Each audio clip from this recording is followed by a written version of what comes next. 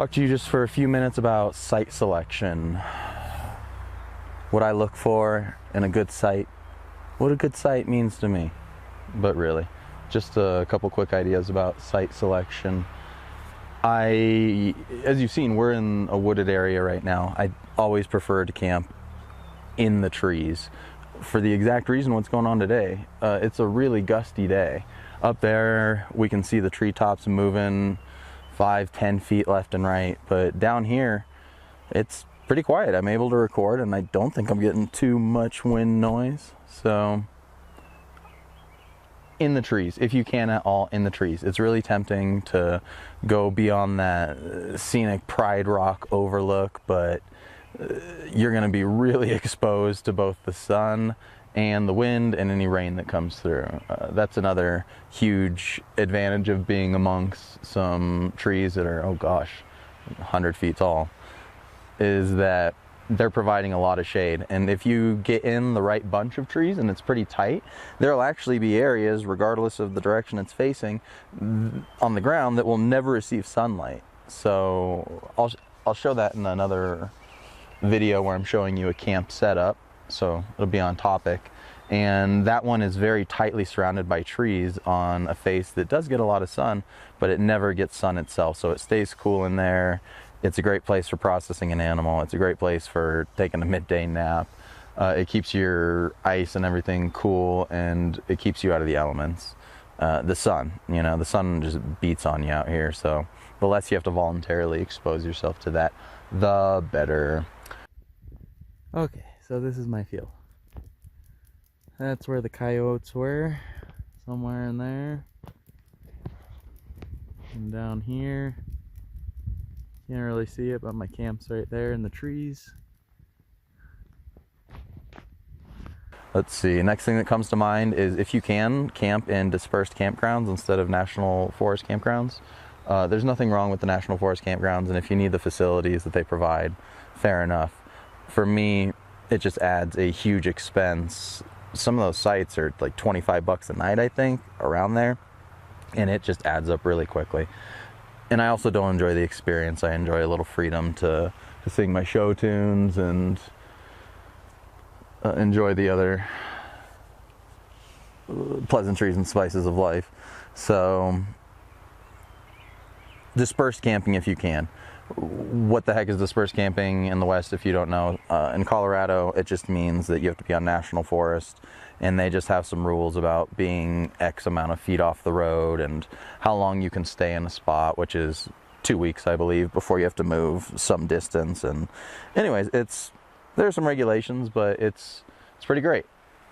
You can go on Onyx or any of those other mapping services, and you can even just find the official dispersed spots, if you will, where other folks have been, just kind of like cleared circular areas where trucks and trailers and pop-ups and buses, whatever, have been used through the years. So definitely look out for dispersed camping in your area if you can. There are some areas that I can think of off the top of my head where we've gone elk hunting where you just have to park at a trailhead. Like the 5-mile road into the trail is all private road that belongs to somebody, and then it just terminates at a trailhead, and the trailhead is the only place to camp and park. And I don't see any other way around it sometimes. So there are some cases, but it's a good way to try to save some money. So one moment, I'll look at my notes here for what else I want to talk to you about with site setup or site selection. Let's see, proximity to hunting area. Some folks go, oh, how far? Cheese and rice, guys. How far should I be from my hunting area? Well, I'll show you in that other video I just alluded to a minute ago about another site setup that is actually a really productive campsite and hunting site for me. I am amongst the animals. The deer are walking through where I'm going. I mean, if I'm camping out of the truck, I assume I'm not the first person camping out of a truck there. And a lot of times people are camping out of the truck there, and they're not chasing the deer trying to kill them. So the deer are not city deer by any means, but sometimes if you're hunting somewhat close to the road, within a mile, 2, 3, or 4, the deer are quite accustomed to people getting out of their trucks. Quick aside, that spot that I'll show you this video of, I was taking a nap in the back of the truck and I looked up and I couldn't believe my eyes. In the part of the topper that folds up and down the rear glass, I saw a reflection of a deer. There was a deer in my camp. It was absurd, and I had a deer tag. I was hunting deer. So more on that story later. I don't mind hunting right into the area. It's honestly, I'm way more concerned about proximity to other hunters. They have unknown strategies to you. You don't know what they're up to and how they're blowing every animal on the mountain out. So if there's a party in the area, I will do my best to just go somewhere else. So on that note, when you're researching sites, I don't want to say have 10 or a dozen, but it wouldn't hurt. I've definitely got to site number 3 or 4 before finding what was going to work for what I was trying to achieve on that hunt. So have a bunch of campsite options. Be able to leave camp quickly. In this video that we'll share, you'll see it's a pretty tight camp I have there. Everything is able to collapse back into the truck in, no joke, 5 minutes, possibly 10. And be able to be out, effective cooking a meal, sleeping very quickly as well.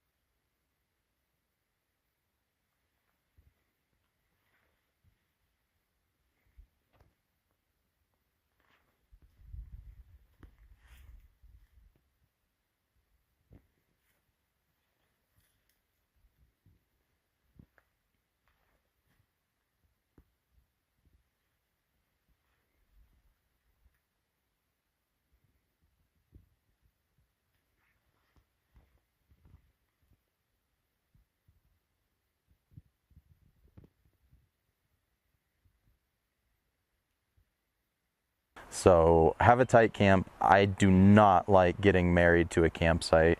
And one of the Colorado elk experiences, I suppose, is the big old outfitter tent and the canvas wall tent and the wood stove inside and everything that comes with that. And look, that's comfortable and beautiful and idyllic and all, but in my experience, it helps a lot more to be very mobile out here than it does to set up a Hilton on the side of the hill there. And so I think that canvas tent idea still works, but I think it works better where the elk are more reliably showing up in the backcountry. They're just so nomadic and so they move a lot. They're transient. 5 to 10 miles in a day is not a big deal to an elk. So just the idea of being married to this campsite, it doesn't work for me. So those are a couple other ideas on that. Let's take a look at our list again.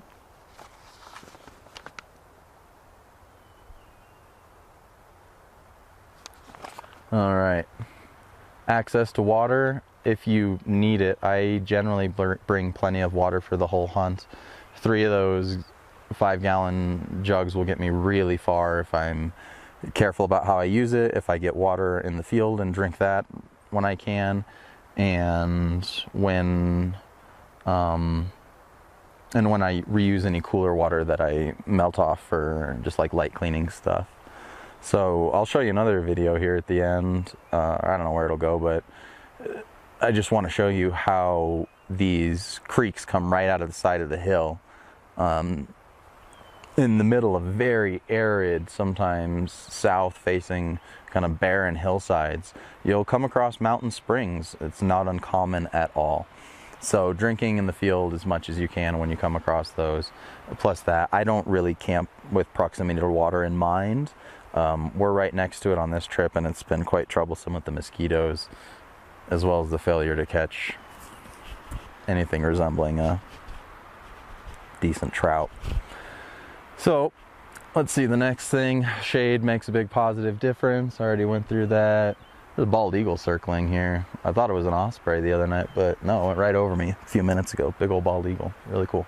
I think there's one more note I'd like to get to.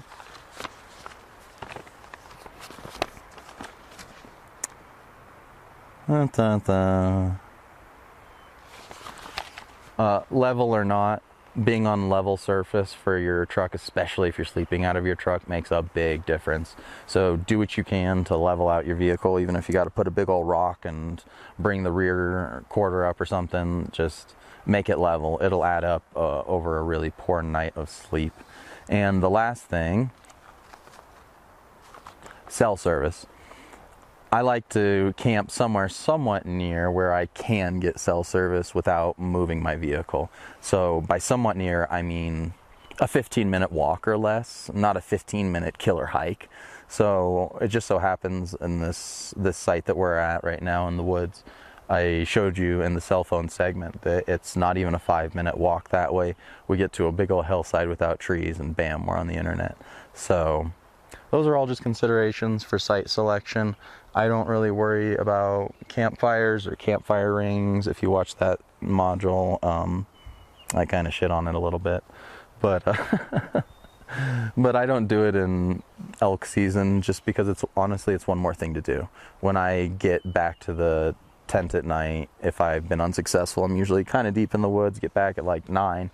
I just don't want to gather wood, tend to a fire, try to get heat from it. I'd rather just throw on my warm clothes and cook my easy food and roll into the back of the truck with my comfort show and nurse my wounds, you know, and call my wife and have her tell me it's all going to be okay tomorrow. Right, well, I can't think of anything else about site selection. Yeah, I'm not too worried about getting away from roads. Or some of the best sites, if you will, that I've found are not the most pleasant campsites, where it's not a place I'd bring my family that has like a nice field or access to a pretty creek. Some of the best sites where you might just want to stake out in your truck for a few nights are right off the road. I've seen dudes doing it on I-70, being all incognitus, and I've seen plenty of folks doing it just on any of these forest roads where there's not even just like a halfway decent pull out. They'll pull out over there and have a setup somewhat like this, and they'll do it right there. So a couple other considerations about not so much site selection, but setting up the camp itself is your truck might not have a topper like mine, of course. First, I'd recommend getting a topper for this purpose. They're badass, and I wish I had gotten a tall one so that I could stand in mine and have even more utility with it, but as is, it's pretty awesome. The flaps on the side of mine open up the windows, and they also have screens on them, so it's quite habitable for me. It's an 8-foot bed. I'm 5'8", so I can totally stretch out in there and have stuff stored below the bed when I'm sleeping. It can be quite pleasant. But for you might need some other solutions. So some ideas are, like I said, get a topper. They sell topper campers, or topper tents, excuse me, like a tent that kind of, look, it's in the name there. A common strategy, of course, is just a small tent by your by your truck or what have you to sleep in, or to store your extra stuff in that won't fit in your bed if you've got a smaller bed. And I really like the tent next to the truck for surplus storage of like non-food items, just because it kind of lends to the efficiency of it. And as far as tents, I really like the single pole. They're not freestanding, but I like the single pole teepee style tents. Black Diamond, I believe, makes a really cool one that has an inner bug liner, and then it has an outer rain shell. So on a hot ass day, you can, if you're sleeping in it, you can just run the bug shell and not experience what I'm currently experiencing. And on rainy days, of course, you throw that on, and again, it's just a single pole system. I have that exact tent, or actually, it would seem that I don't. I've been using it for some time, but before this trip, I could not locate it, so. But that's a great option, is to have some kind of a tent next to it for surplus stuff, or for you to sleep in, so that you can just kind of go when it's time to go. Have it be a nice, fast system. This 8-foot truck has just been ridiculously convenient for me. Obviously, I have the topper on it for extra stuff, and when it's just me, I don't max out the truck at all. It's very nice to stay in. Obviously, on this trip, I brought the pop-up camper. That's just because I'm filming and I wanted the extra space for all the things that come with filming.